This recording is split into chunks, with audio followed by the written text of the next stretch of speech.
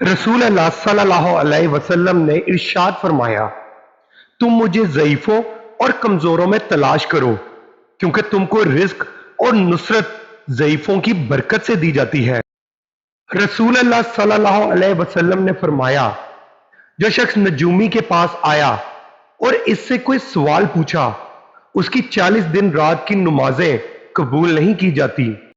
रसूल अल्लाह सल्लल्लाहु अलैहि वसल्लम ने इरशाद फरमाया, जब तू चाहे कि तुझसे लोग मोहब्बत करें तो दुनिया से बेरग़बत हो जा।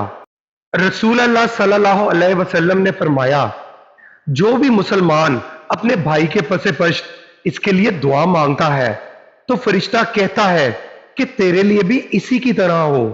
रसूल अल्लाह सल्लल्लाहु अलैहि वसल्लम ने इरशाद फरमाया, अपने मरीजों का इलाज सदका से किया करो।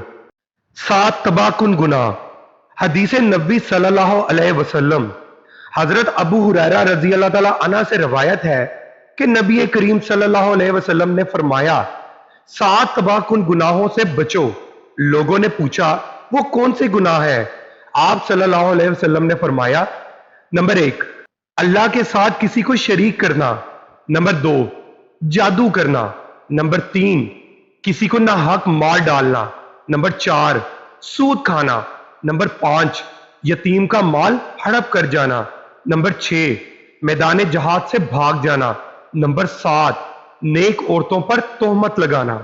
हजरत अंस रजी अल्लाह तआला अन्हा से रवायत है कि नबी करीम सल्लल्लाहु अलैहि वसल्लम ने इरशाद फरमाया, 3 खूबियां जिस शख्स में पाई जाए, इसका स्वाब और बदला अल्लाह के यहां वाजिब हो गया और इसका ईमान भी मुकम्मल हो गया। नंबर 1, अच्छे इखलाक जिनके साथ लोगों में जिंदगी गुजारे।